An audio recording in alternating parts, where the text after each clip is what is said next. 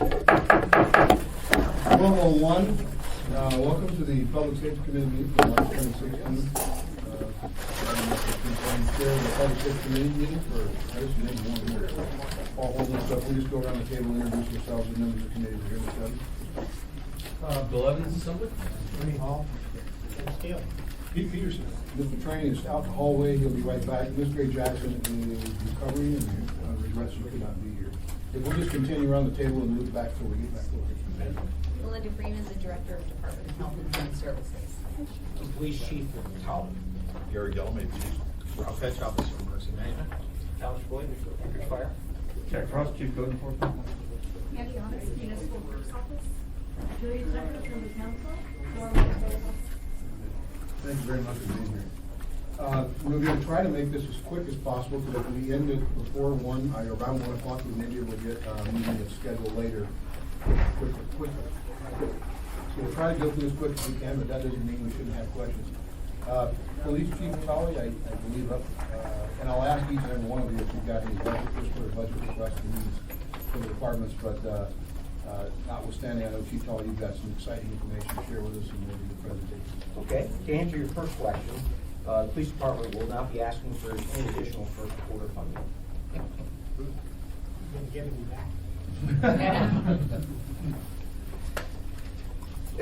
As far as the PERF, do you mind passing these out?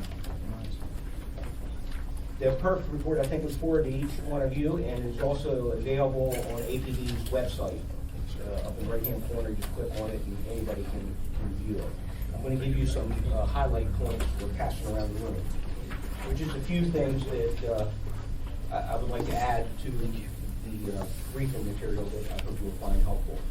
Speaking to the value of the report, it's beneficial to have our expertise other expertise look at a variety of factors from our calls of service, the types of calls, and how our officers respond, and how our officers are spending their time. They also study other departments of similar size and evaluate these factors. So it's good to have a perspective other than our own to get an idea of the right number of officers to serve our community in the way they expect, which is proactive police department. We're on the right track, I'm happy to report. The study shows that we need to continue our growth, which you can see from the charts just passed around to you in the summary. The report also shows that the recent decisions of our city leaders, including our assembly, as far as funding additional academies and providing that support, is helping us get where we need to be. When we look at the data for our current sworn, we're heading in the right direction. We're also very optimistic after having over 900 applicants in our most recent hiring period. It's one thing to have a department say, we would like to have more officers. But when our city comes along and says, yes, we will support that, we believe that draws in more applicants because they know it's a sure thing.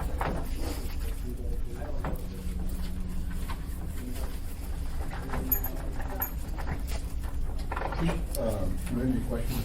Can you step out here for 5 minutes? Thank you, Mr. Chairman. And so you're saying our staffing is going in the right direction. You have 900 people applied. Out of those 900, how many do you feel were qualified to start to begin the training? So we're still in that background process and the testing phase of it. And we know traditionally for each step we usually lose about half of those. We know that when our numbers are around 400 or 500 applicants that applied for an academy class, that we weren't able to fill a class. So that's why the last couple classes were 22 and 18. So we're optimistic. A full class is 28, and if we can get some additional qualified candidates out of these applicants, we're entertaining even doing larger than 28. It'll take some adjusting, but I'd be happy to see 30 or 35 in the academy class. Also, this will give us a good start on the fall class. And we'll open the application process up again, and hopefully we get another 900 or more. Fantastic. Thank you. Mr. Evans? Can you answer the first question? I believe it. Mr. Evans is next one, so if you want to listen, I'm sorry, Mr. Okay. Mr. Evans. Yeah. Chief, I apologize, I didn't get all the way through the purpose report on page 9. But my understanding is that this really an update to the 2010 report. But it calls for a greater number of patrol officers, a greater number of total sworn officers. And so maybe you can spoil the ending for me and tell me what the reason is, what were the points that they, that led them to believe we need more officers than they believed we needed in 2010? Yep. So, is 446 the same number of sworn officers that was recommended in 2000 PERF study, I think is what you're asking. And the current recommendation is actually about 10 less officers than the 2010 PERF study. That recommended having 456 for 40% unobligated time. The 2010 PERF study also suggested another number of 423 sworn officers for decentralized community policing. We believe the 446 sworn positions recommended in the current PERF report over the next 3 years is a solid recommendation as they look at our most current data for crimes, calls for service, and police response by our department. Things haven't changed a lot in that, our calls for service staying about the same, so on. The final numbers, there's a little fluctuation from year to year, but we're also getting more and more efficient on how we handle calls, such as we have online reporting, you can come into the police station report. So it's not about the number of calls so much about the quality of calls. How are we best serving the citizens of Anchorage? So this is a number that's sort of in between that high and low number that was recommended in 2010. I appreciate the clarification. May I follow up? Yes, please.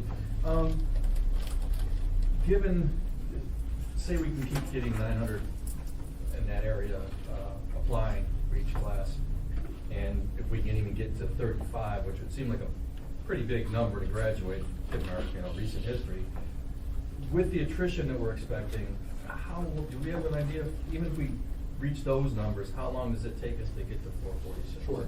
So we think a realistic time frame would be 3 years. We're going to try to do it sooner than that. Pretty much, we lose one academy class worth of people through retirements and injuries and things like that. Now, one thing that we are seeing a turnaround on is morale in the police department. So now there's more of a desire for people to stick with the department and stay. There's this optimistic attitude. The community, individuals come up to me, retired officers, officers in the department, as well as citizens, constantly telling me this is the best it's been in 10 or more years in the police department. And they're very happy with the morale.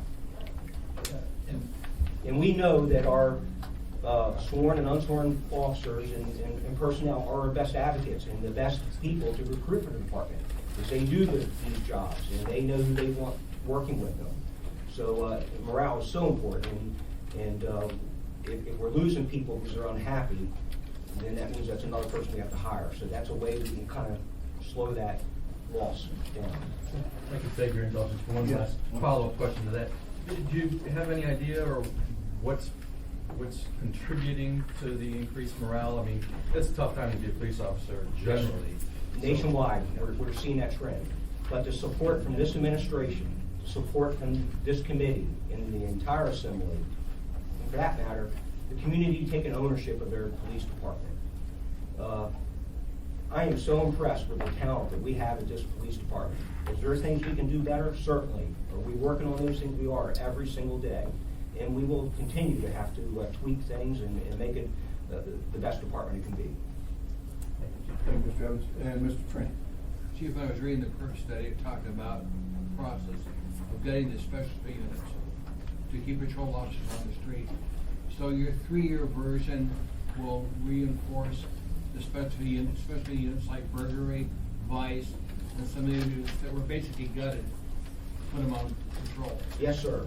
Just this week alone, we've had 3 individuals out of the last academy class who were in the field training phase of their recruitment process, coming out of field training, they become solo officers. What does that mean? Now there's another staff unit in patrol. Now that doesn't mean I can put 3 people in a specialized unit, but hopefully I can maybe free up 1 patrol officer to now go into those specialized units and start filling those. As well as, this is just as important, we're working on, and we've been conducting interviews this past week for new dispatchers, and we hired 2 new records clerks over the past month.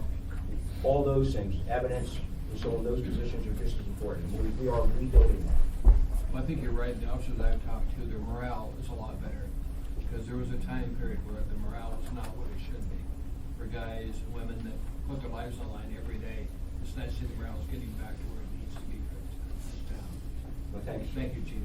Thank you, sir. Okay, thank you, Mr. Trainee. Mr. Hall. Thank you, Mr. Chairman. Chief, the one thing that is missing in the end, in everything that we're looking at, there was a great article in the paper today in regards to how many police officers we need. And I read through the entire piece with a great deal of interest, but what I realized that's really missing there, and is imperative on the part of this body as well as the community to understand is, what's the fiscal note for this going to be? To go from our current number of officers to the 446 that we're looking at. The assembly has got to be prepared to deal with where you're going to find the money to pay for those officers and the cost of actually moving to that, because there'll be a fairly significant amount of equipment to be purchased, vehicles, etc. And we're living in a community that has a budget cap, and we're living in a community that's now discussing about putting a cap on the budget cap to make sure that there is, you're dealing with a very limited growth. I believe we have fewer officers than we need. I don't have a problem with trying to achieve what we're looking at, but the people sitting on this side of the table has got to deal with reality while you're planning on how you're going to grow the department there. This body's got to figure out how they're going to get the funding to be able to make that. And I suspect it's a relatively significant amount of money. Well, in our 2016 budget, we take into consideration meeting these goals. And as I started out this afternoon stating that we are not asking for any first quarter additional funds. I imagine in 2017, there probably will be a salary increase, because as we go above those numbers from those we plan to bring on board this year, and to go above that 400 number, then we will probably have to look seriously at some additional funds or cutting in other areas in the department to make the salary objectives. And, I don't know when the community wants to engage in this conversation, whether it be prior to this election or after this election, but I think that they need to be thinking pretty hard about where we want to move as a community when we're looking at possibly putting a cap on our budget cap. Because that honestly will put a pretty tight ratio on our ability to grow the budget to accommodate those offices. Thank you, Mr. Chairman. Thank you, Mr. Hall. Mr. Steele. Yeah, I did a ride-along not too long ago, and the one thing that ride-along impressed on me was that they're going for their 10-hour shifts. They don't even have a lot of discretion to do traffic pullovers, because they're responding to their hit list that comes in, and then they have to get another officer, one officer in the car, and so they're going to domestic dispute. We got to get the other one freed up in the area to back them up. And then when they're all through, they go and write reports. Yes, sir. And it just seems to me that we're hurting people. And so I think we will save people in the process and do a better job too. So although I agree with Mr. Hall in terms of budget caps on the budget, we're facing some strange things, I think, in the state. Strange based on how we're trying to operate before. But the times they are changing to a certain extent. But I'm in full support of what you're trying to do, and I think it's going to make us all better, and we'll keep people longer, and people will be happier, and all of our. Yes, sir. Thank you. Any other questions? Chief, from my perspective, the PERF report as issued in 2010 called for an increase in the police department and was largely not followed. So I'm glad to see that this administration seems to be supportive. It remains to be seen how successful recruiting efforts are combined to the attrition with the attrition. I do believe that Mr. Hall's right in the sense that I think the answer is it's over the next 3 years that you're trying to increase the number of approximately 66 or 70 or so officers, correct? Yes, sir. So to that, I believe that we're talking about, and I'm just gonna rough number because we're not talking vehicles, but or the other equipment or even the training costs, but let's just say it's $10 million over the next 3 years. You're talking about a $3 million a year increase in the budget as we go forward. So that's about a rough number, and I'm not sure if that's concurred with what your numbers are. And that would be rough, but I'd have to defer to the administration for the final answer. So going forward, we're gonna have to look at how we're adjusting and allocating what's existing in the budget. Also, I might add, Mr. Hall, you're very familiar with the idea behind, Mr. Trainee as well, perhaps looking at a new revenue source that perhaps could come out of the cap that doesn't replace, if you will, and put us in that hard area, and that's in the alcohol. Perhaps as the marijuana tax increase our budget, perhaps we can reallocate some of the money for alcohol towards rehabilitation and services like the existing safety center and patrol. There's $2 or $3 million perhaps annually that we could transfer out if we could get that funding in. As you and I know, that it's something that's going to have to take education of the community in order to get there, but it's not a conversation we should shy away from if we're serious about committing to this. Chief, can you briefly, and I know it's a pretty complex issue to talk about, but 40% unobligated time, what does that really mean? What are they doing in that 40%? They're just going to lunch, they don't have 40% less time to have to be on a call, and maybe they can kick back and relax and watch a TV program. What does that mean? So you plan on joining again? Yeah, sure, if that's the condition. That means that officers can, instead of responding and taking reports and conducting the investigations on the scene and so on, that they can go into the community and survey the community, talk to business owners, talk to residents in a neighborhood, and establish that rapport. We're already starting on a lot of that, and I'm really pleased of the interest and the collaboration going on between the community groups in the department. Because the more that those relationships are established up front, it makes the job a lot easier when these difficult situations happen, such as crime. So by doing that, now you're establishing a flow of information. We can take the scientific data and look where our problem areas are. Where are the most calls for service and things like that? One of the best examples in the past recent times was the Inlet Inn. Tremendous number of calls there. Tremendous amount of crimes being committed there. Domestic violence, prostitution, drug use, robberies, and even a homicide. So we go in, the officers go in, they not only look at that particular location, but they survey the entire community around it, talking to business owners and residents nearby, gathering that information to see how collectively it can be addressed. Then they look at all ways of attacking it, because, you know, it's not just arresting people for crimes. It's seeing that code enforcement and other programs can be used to help move it to reduce the amount of calls for service and the amount of conflict within the neighborhood. In that particular case, they worked along with the owners who were out of state, and ultimately they tore the building down and leveled the lot. Now that, before they did all that, there was going to be some displacement of individuals. Well, they worked on helping finding housing and so on for those individuals that called that home. So it's those kind of things, so that now we're not being called back to that location for a domestic violence problem, for a robbery, or other type of crime. It's reducing crime and getting in front of it. So fair assessment, like Mr. Steele's example, instead of going call to call and bypassing, making a traffic stop to make our roadway safer, or the little old lady trying to cross the street that's fallen, you know, you have to stop to help the old lady up, or the old man, but that means the call that they were heading to gets delayed or deferred. So now you have more time to possibly do proactive steps like that. Yes, sir. So we know with all crimes, it's the crime triangle. There's three things that must exist for every crime.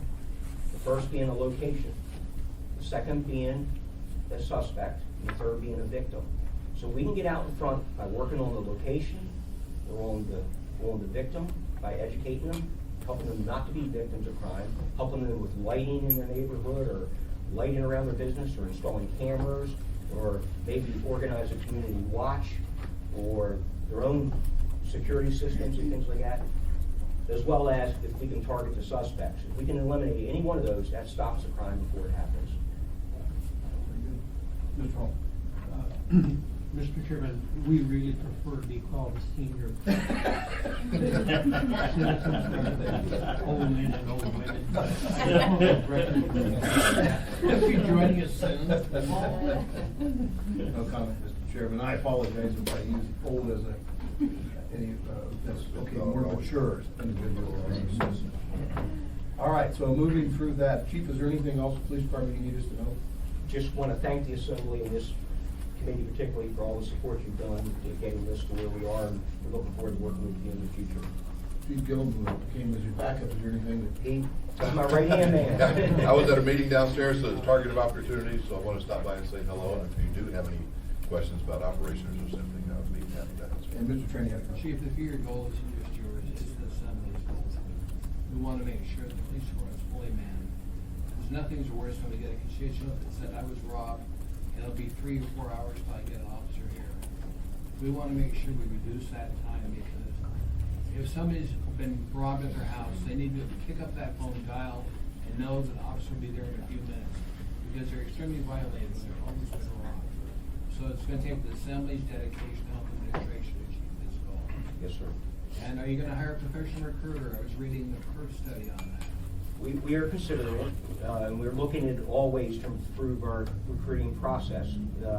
Law enforcement is very unique in that it's a very different job than, say, the oil companies or, some of the other, the military and so on. There is some merit to that, but there's also some added value by having a police officer who knows the job best.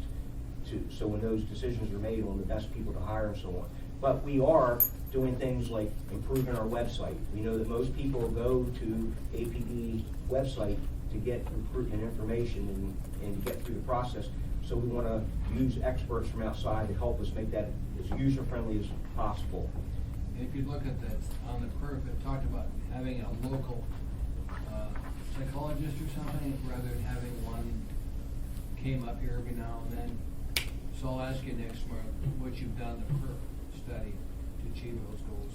We work very closely with our employee relations with the municipality and addressed a lot of those snags in the process to make it more efficient. And we are making progress on that. You've got our commitment, Chief, to help you achieve this goal. Thank you, sir. I close with the department. I just wanted to, thank you, Mr. Trainee, commend, through you, to Captain McCoy. A couple of days ago, I got a call from a constituent who was very upset, waiting in the lobby to talk with someone about, he was very upset. I think mostly wanted to vent, but he had some suggestions and ideas on crime in his community. He and his neighbors and his brother had been victimized of vandalisms, car prowls, and attempted burglaries and such, and so he was very upset. Was told initially that no one could talk to him, but able to get in touch with Captain McCoy, came down and turned kind of a negative contact to a very positive one with some forward-thinking program suggestions. And so I'm pleased to take this as a compliment to Captain McCoy, but also I know that Captain McCoy, Captain Dahl are more recent captain promotions for your administration. Please don't take away from the fact that your change in command, as well as the command staff at the Anchorage Police Department, has made some significant gains towards employee morale and motivation, and I think performance overall. So, compliments to all of you. I mean, yeah, we're up here, by and large, fairly the same body we were. A new mayor, new administration, and they're all of which to be commended, but certainly. And Captain McCoy is our chief of patrol, and he oversees that division. So as you can imagine, he has the bulk of the employees, and 24 hours a day, 7 days a week. He's quite busy. So compliments to him, if you would. Yes, thank you. Okay, moving on. Code enforcement, Chief Frost, and I apologize, I didn't put in your first quarter budget revisions, but I know last month we had talked about what they anticipated with that. Steve?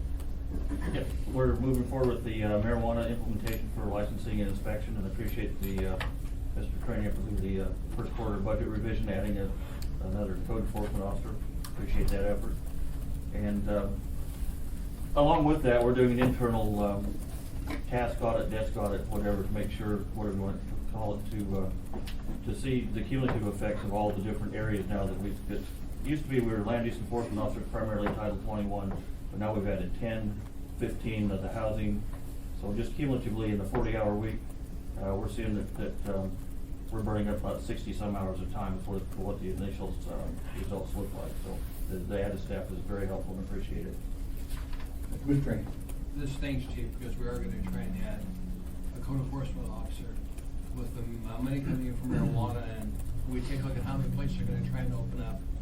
You guys are the only ones that are gonna be able to ensure that they meet the requirements, because I've got no faith at all in the state being able, they can't even handle manicures, let alone what you guys are gonna be doing. So we're gonna add it into your budget. Thank you very much. Yep. We'll do our best. Thanks, Chief. I've got a section under the health department, but I wanted to get your input briefly. It's at planning and zoning. Mr. Hall has presented an ordinance that's more likely, as we discussed last meeting.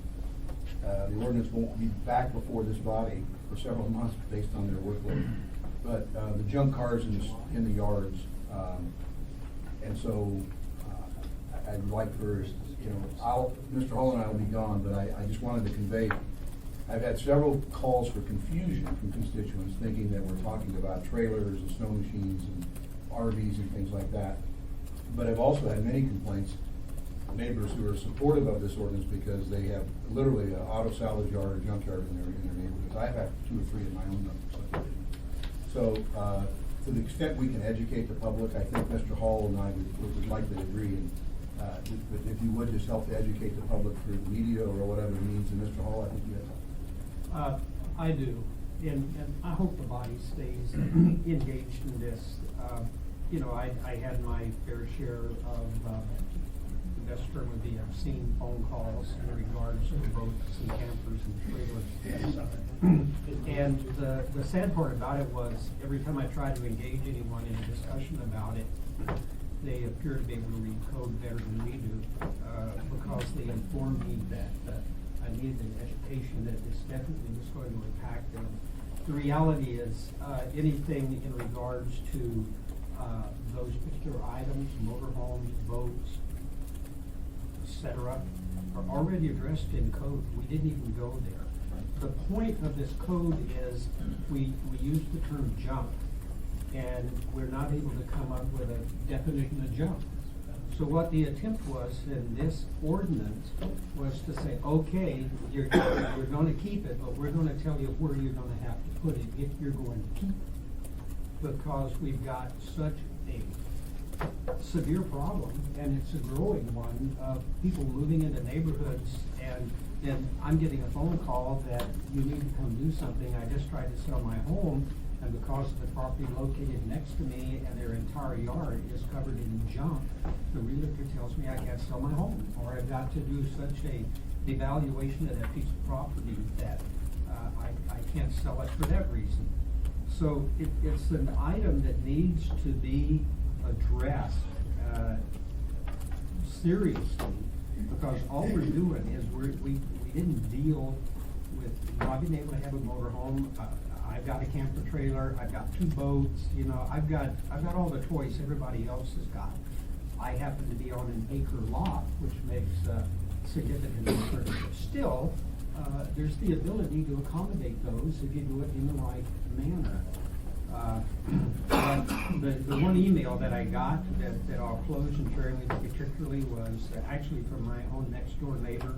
Truth won out. God has protected the people from tyranny. May He continue to do so. And his statement for that was that planning and zoning did not take action. I think what he missed is they took action in the fact that we believe there's value in this ordinance, and we want to do a work session to try to get clearer understanding. And what they're going to do is come up with some graphics that will be very clear about what we're talking about. You know, if you wanna put it in the front yard, you gotta be 30 feet back. I mean, it just lays out so that you don't go in and you've got junk coming out across the sidewalk out into the street. So hopefully, Jack, we'll get there. It's a tool that you need. You've assured me that if we can get it passed, that you can actually have an effect when this begins to happen, rather than people just go, well, this isn't junk, this was my grandfather's whatever. So, Mr. Trini, I hope that you and Mr. Evans and others will take a hard look at what we're doing here and hopefully enable this to get passed. Thank you. We'll call you back for testimony. If I have no objections, because we have a question regarding this particular matter, Keith, do you mind if I move the health department right ahead and move it? Okay. If you would, the health department, that's pretty much good.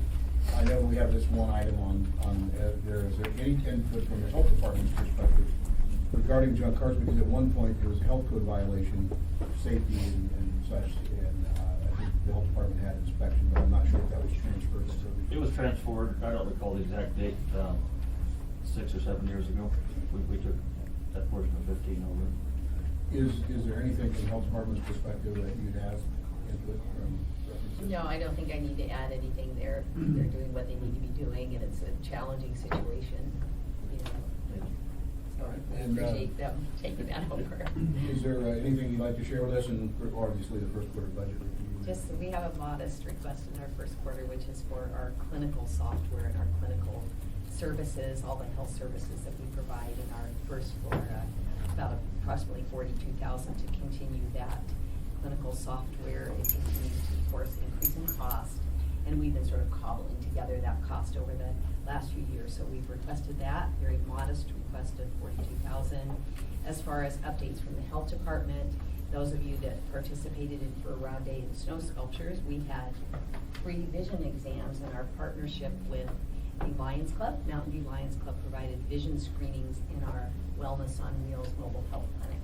So that was we had over 100 screenings and up to approximately 20 referrals for further eye care. So that was an important event.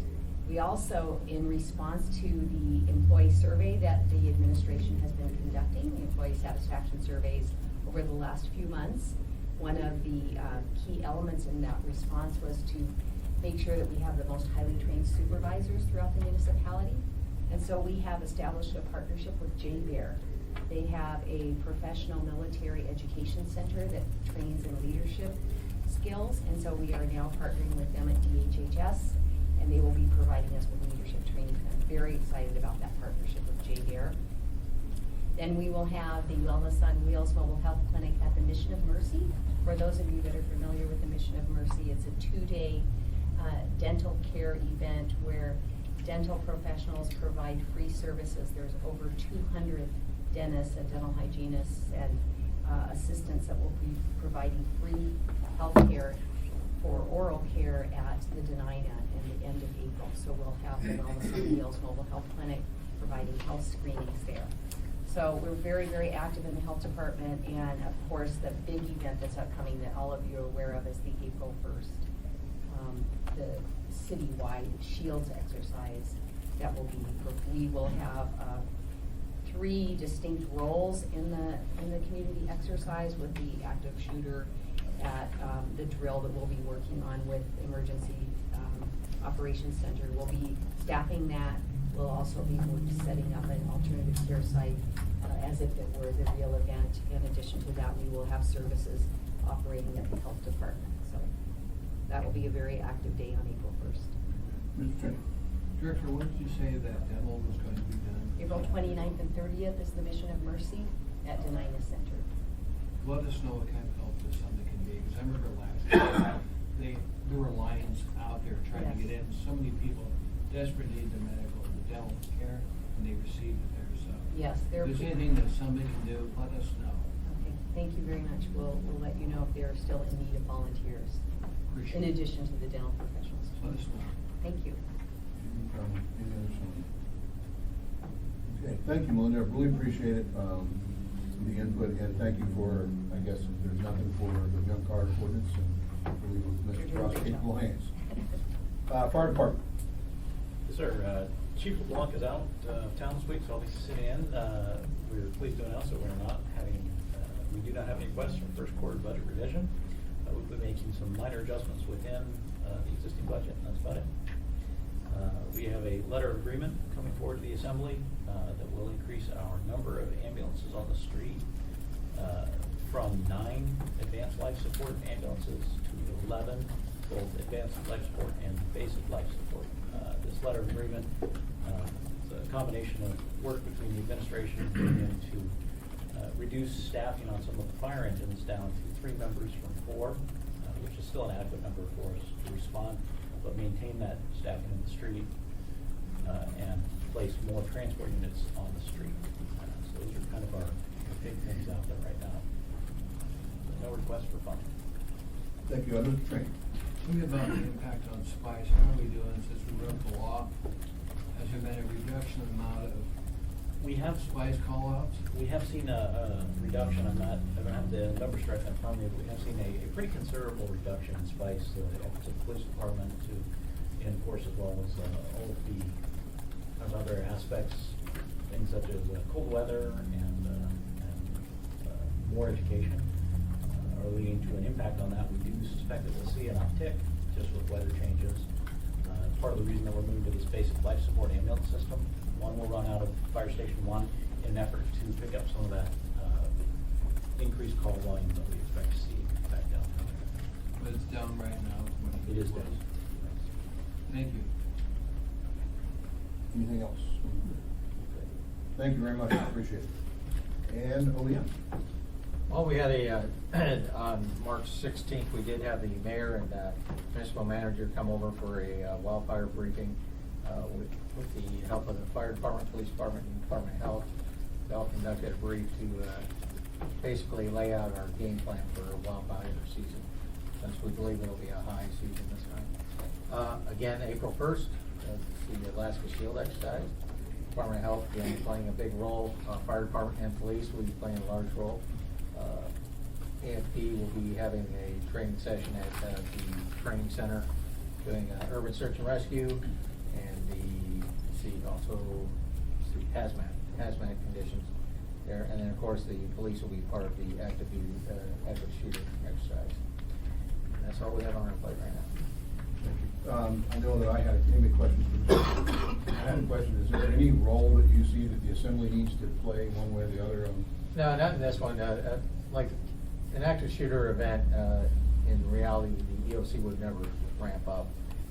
We would have, medicals doing a large scale event, based on their own skill.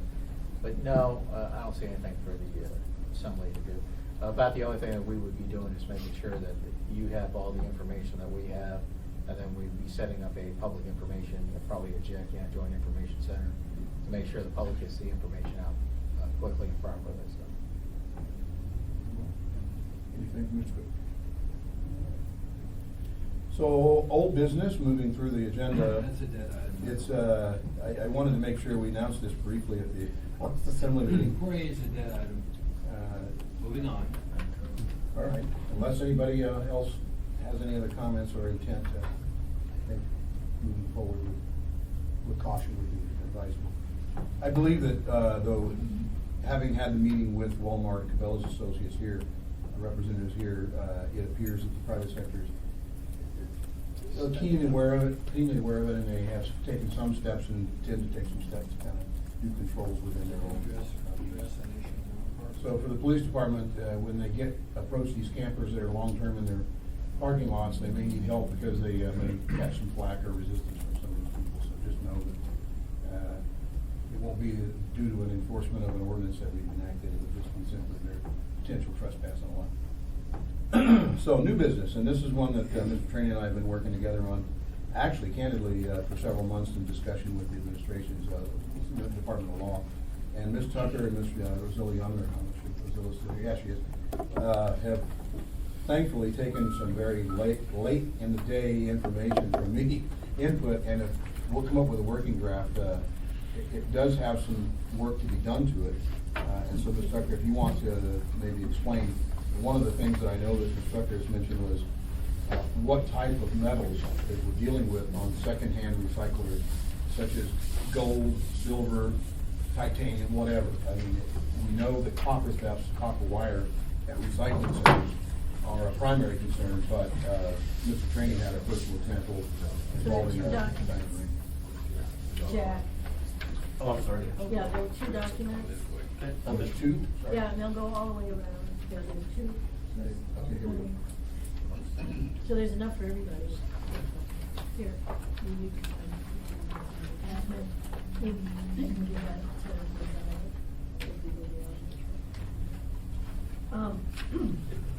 do you want me to talk about this? Yes, please. Okay. I wanted to give just a little bit of background on this.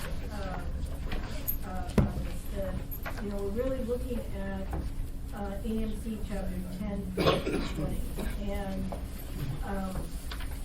auctions and pawnbrokers are covered in that section, and so were secondhand until 2000. So were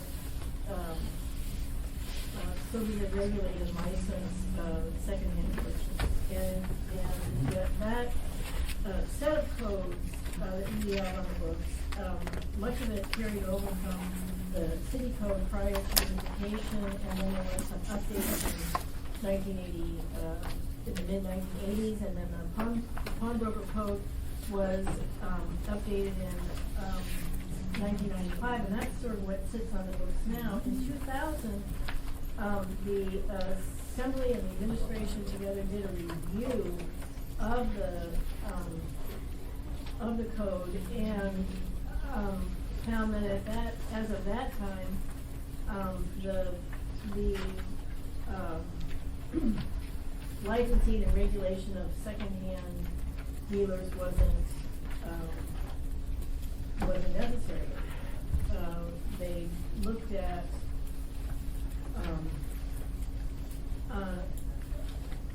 what was of concern to the city at that time, and it seemed like then the focus was on with the resale lots and automobiles and things like that. So what was said then in an AIM that's on file is that the current intent and benefit of licensing secondhand merchants was evaluated. This review indicated that over time, the original intent and benefit has changed along with the type of secondhand merchants that are being licensed. Pawnbrokers are now regulated separately within Chapter 10, 20, which includes detailed reporting requirements to safeguard against buying and selling stolen property. 73% of the secondhand merchants today are dealing in used automobiles. Remaining 22% sell used books, used furniture, used clothing, used sporting equipment, used appliances, antiques, and a few miscellaneous other types of used merchandise. These types of businesses don't present a high public safety issue, or do they historically deal in buying and selling stolen property. Therefore, revision of the code at this time seems appropriate, and so the regulation of secondhand merchants that had been in AMC 10.20.040, the regulation of licensing, was repealed. That was in 2000.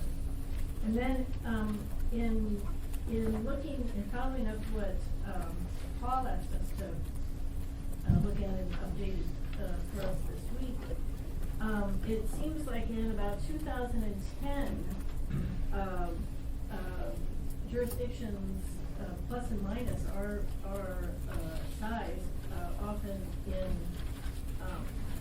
in the west or southern parts of our country, started seeing that there were a lot of other things happening that weren't good, and that sort of rolled forward down. Now, some of those communities don't have their codes online, so we've kind of done some digging and like Paul said, we were kind of trying to meet a sort of last minute request to present here.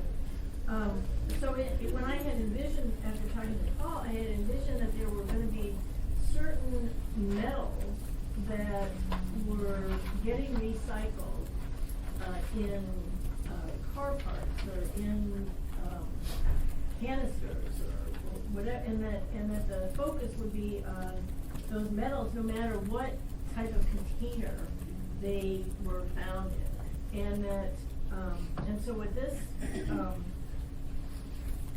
ordinance does, and Paul had said that he wasn't so certain that licensing was gonna be required for secondhand dealers anymore, but the keeping of a registry,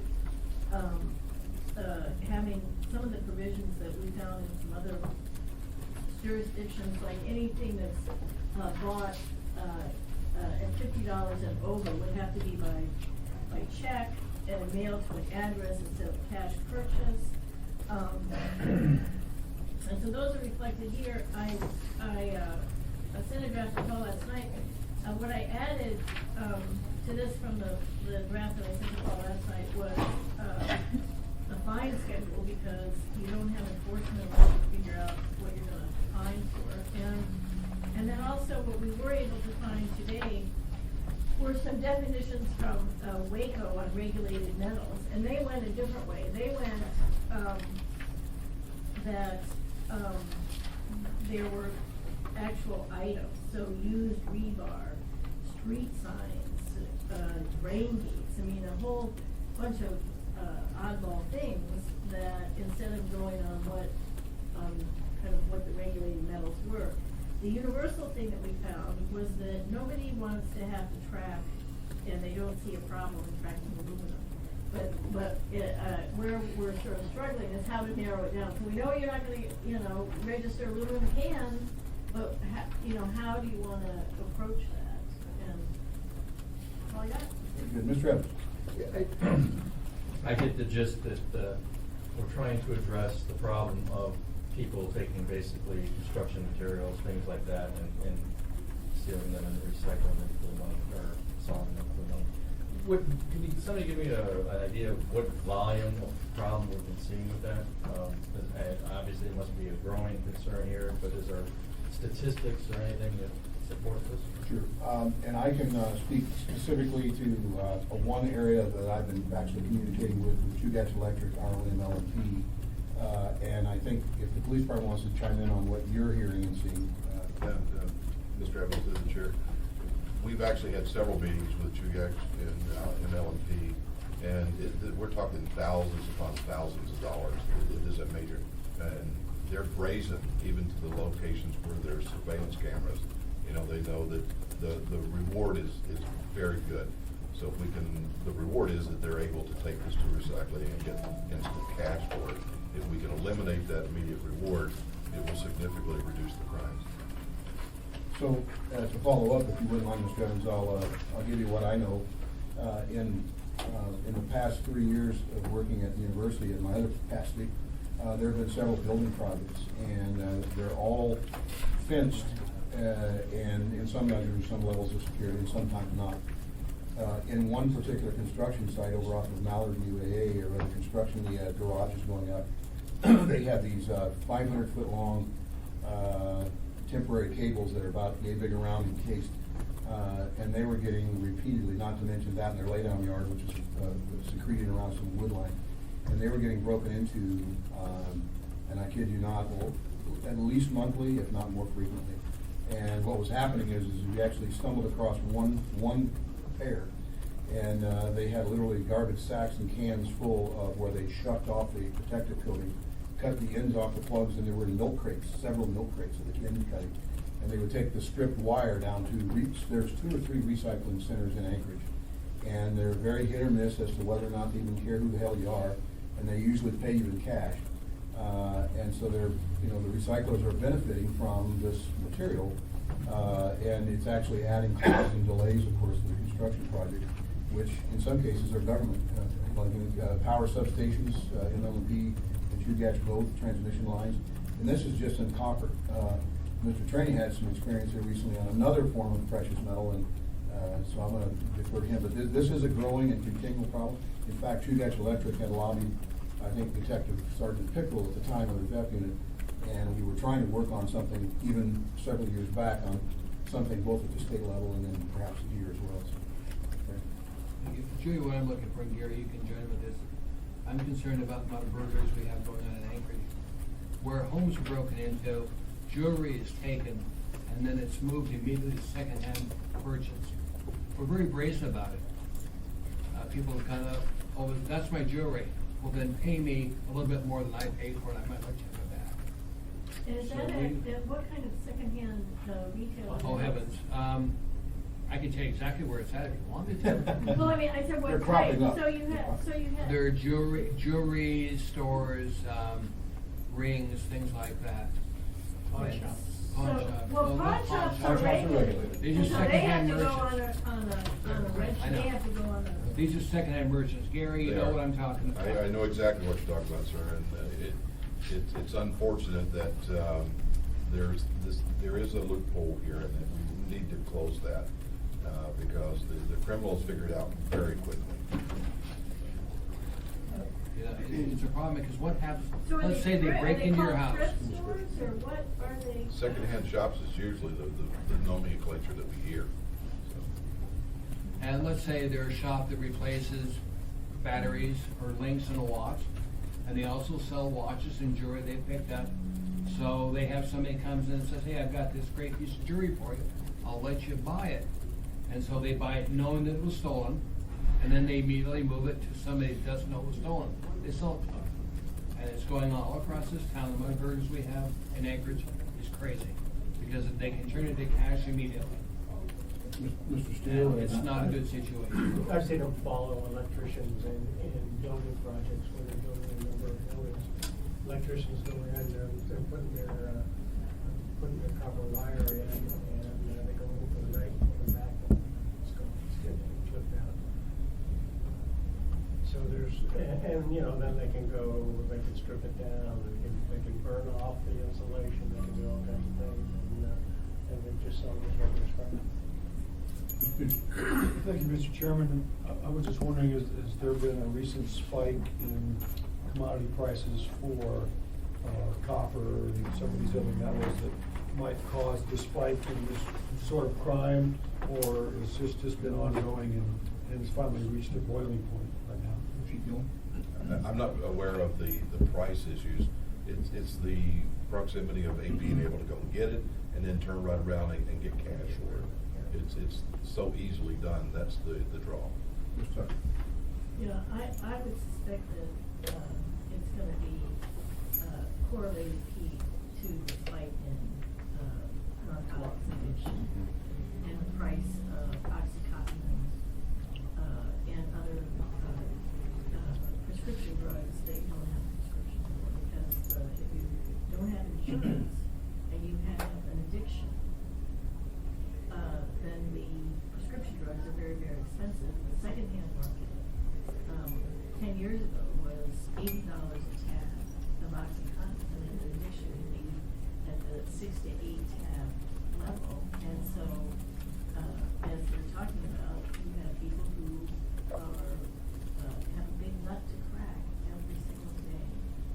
And so these things, the other item that I didn't see in here, and I haven't heard you talk about, but I had heard about, were certain car parts, like a manifold or something, carburetor, something that contains There's some. silver and gold in catalytic converters. Catalytic converters, that was it.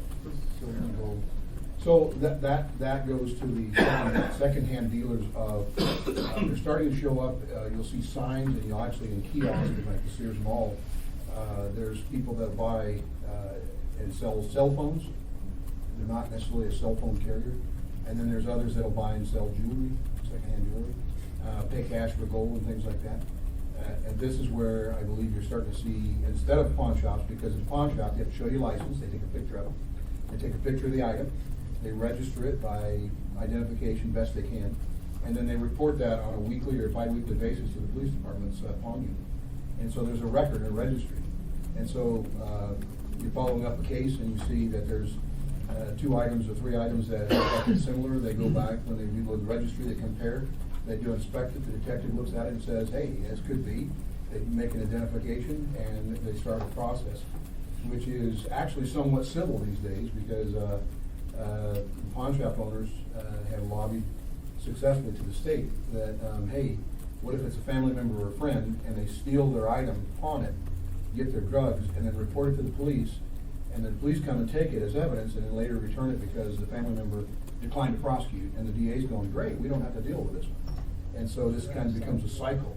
And I can kind of see it from their perspective, but what's been a big help is that you can identify the people that are pawning by name, and I can tell you that it's been very successful in my professional setting. I've got 3 now, bicycles, a TV, and a laptop. Basically using the registry, and there's a national registry called Leads Online now. It's actually, this is something that we could require that they, subscribe to Leads Online so that that registry can be accessed by any LE agency that's using it. Leads Online, LEADS. From my perspective, Jerry, what I would like to see is secondhand rentals have to conform to the same law the pawn shops do. When it comes to how long they've got to keep the merchandise, the checks they have to make on it. What I don't want them doing is becoming a cash outlet for all the burgers go on in town. What about licensing? I'm not Pawn even shops sure the have to place be you want. licensed. Pawn Do shops what? have to be licensed.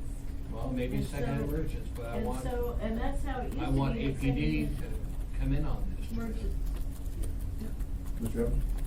Just looking at the draft ordinance that went out, it looks like, just looking at this, 10-20-037 says pawnbroker / secondhand store. So it seems like secondhand stores are already covered in the ordinance, so. Yeah, they're only covered,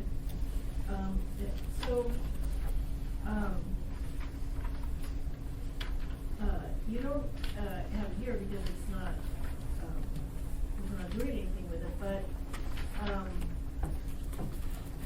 the, there's a section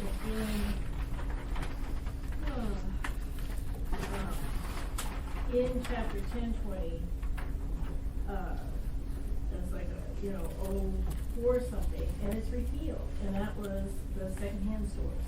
So, yes, it's covered in the title here, but secondhand stores are no longer licensed. They don't have a municipal license. This wasn't a section that they bothered to change the title to. So in answer to your question, I would say no. Secondhand stores are not already covered under much of anything. In this, for this particular one, if it's a used firearm, for certain things there, they're called a merchant, but then there's nothing else in the whole code that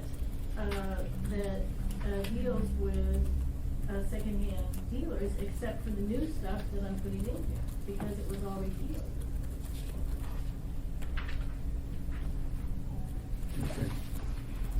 Judy, can you with Gary, because I want to make sure that we have exactly what APD needs in there, so that the amount of burglaries going on, the amount of merchandise being stolen, the people that are affected by these burglaries have a chance to get their merchandise back.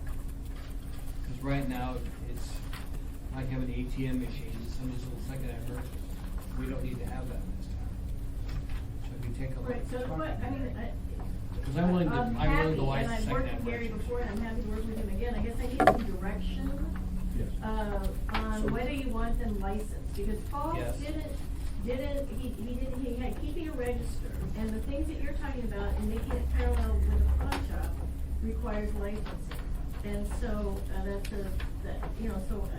Yes, I would like them licensed to it. Okay. I think that would help APD out if they were licensed. That would require them to have an identification of who the point of contact is and. yeah, they have to come in, it's a business license through the clerk's office, just like the pawnbroker.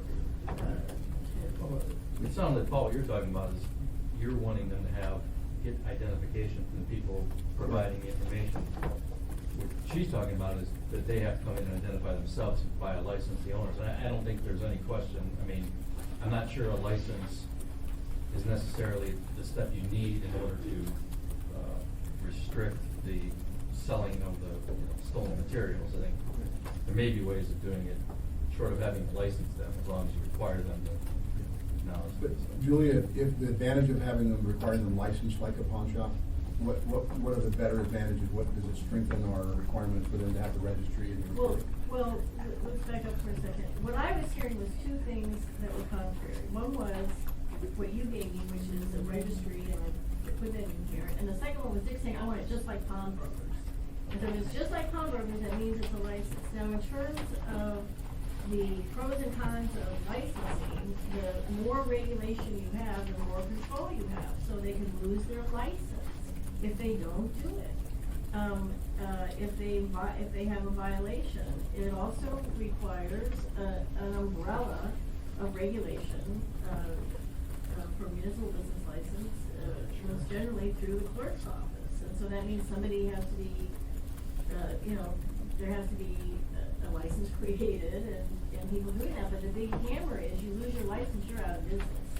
Whereas you could try it, as I sort of did following your initial guidelines, without a license here, and didn't tack on exactly to the pawnbrokers, but created that registry that you were talking about.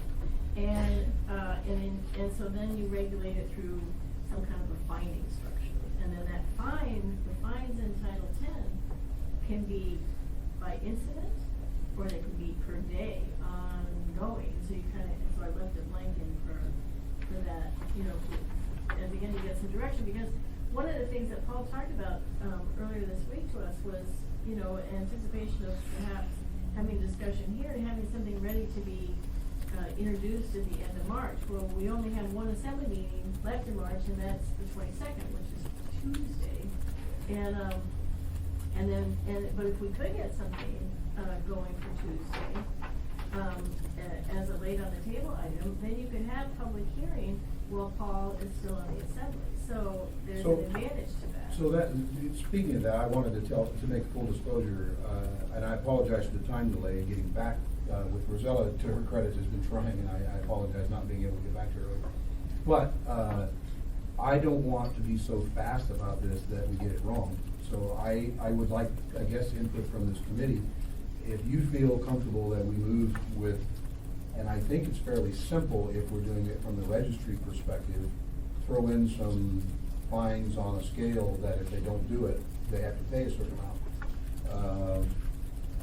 And take up the licensing issue requirement like under the pawn shop. I don't know if it can have something ready in time for late on the table Tuesday. I certainly don't want to put the onus on your Well, I don't office. think I could do it with the licensing and it would kind of be but I As much as agree I'd with you like that to- it's important to do it right. I just, we could only do so much for today.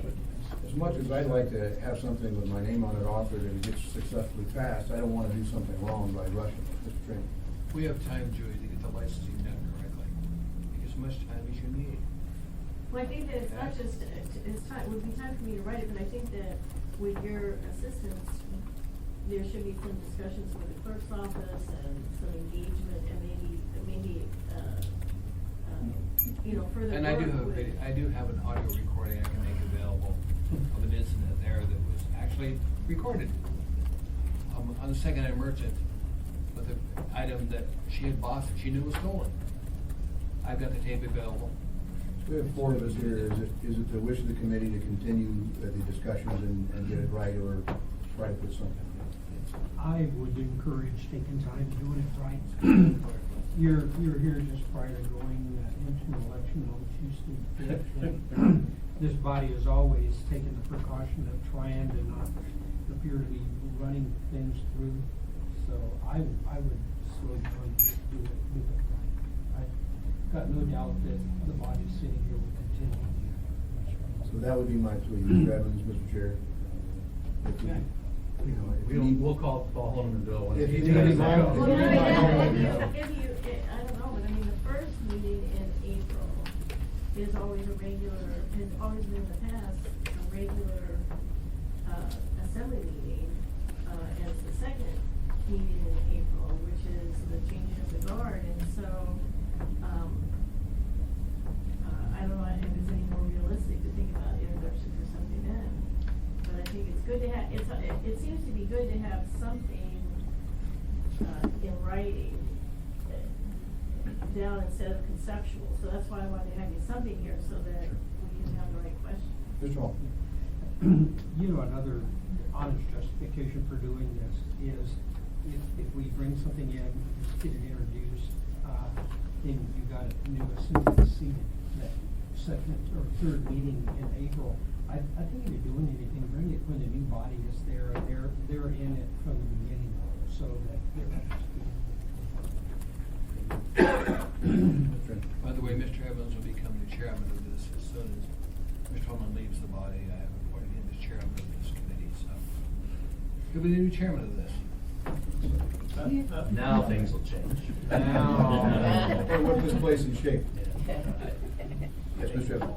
Yeah, I mean, on this issue, and what Julie's talking about the April timeframe, it seems to me like it needs actually a fair amount of work here. I mean, I'm kind of opposed to licensing, but if you're gonna pursue that, I think we need to have a better idea of how many businesses this, we don't even have an exact definition of what a secondhand store is.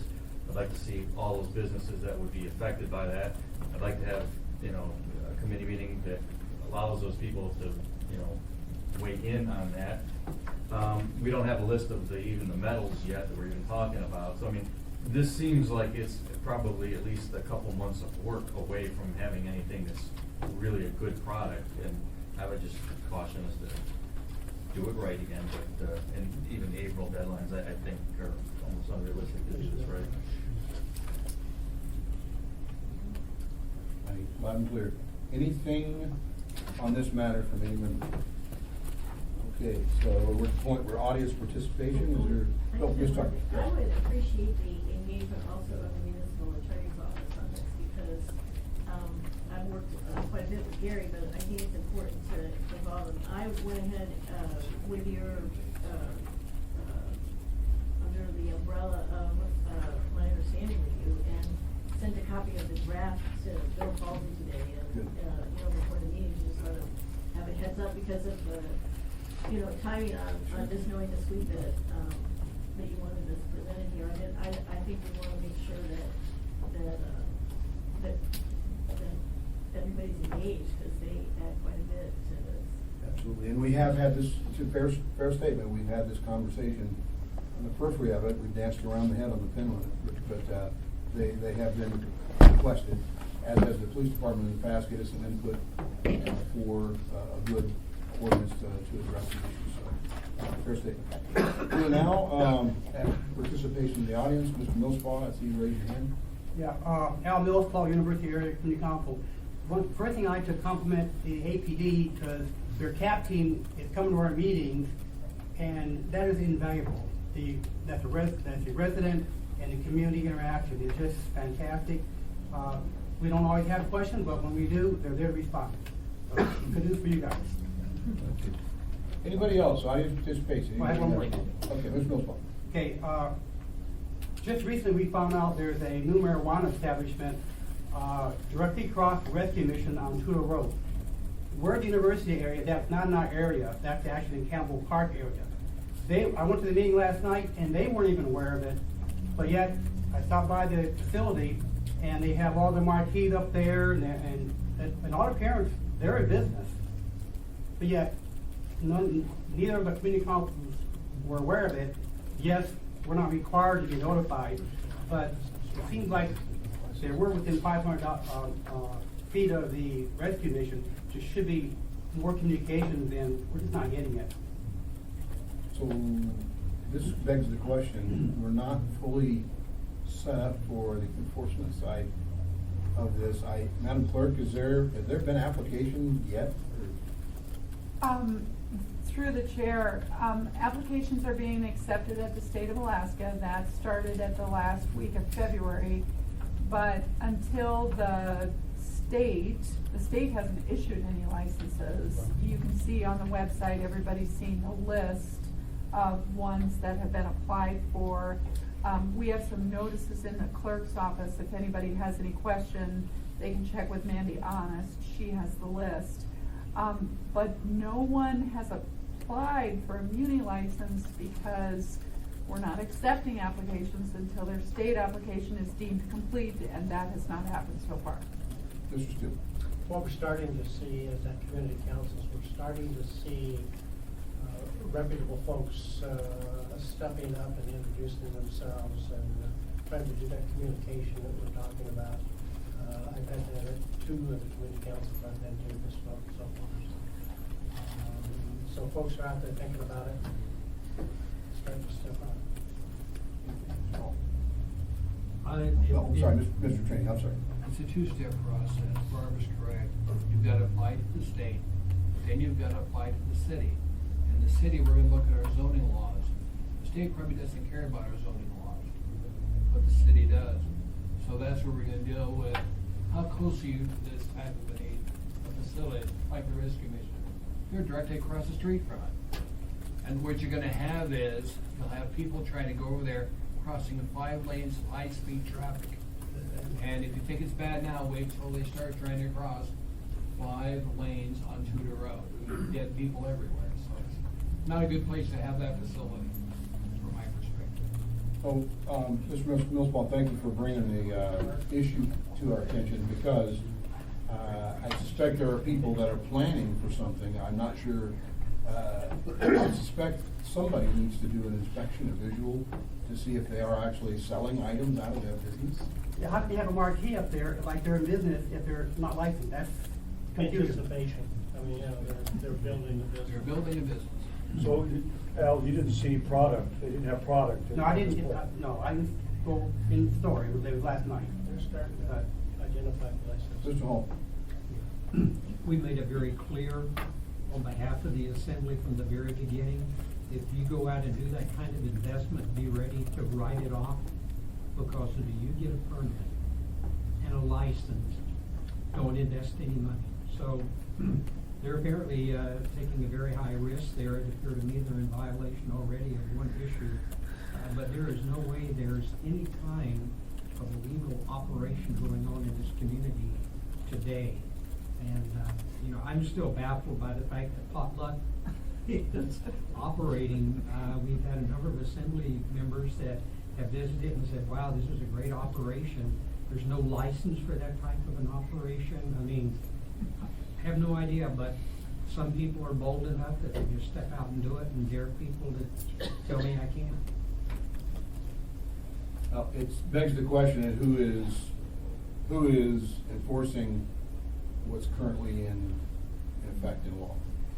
And so I suspect that when those are, if you observe those potential violations, someone needs to be reported to, and I'm thinking code enforcement, because I know you don't have the person right now, but I think it may go on playing back to you.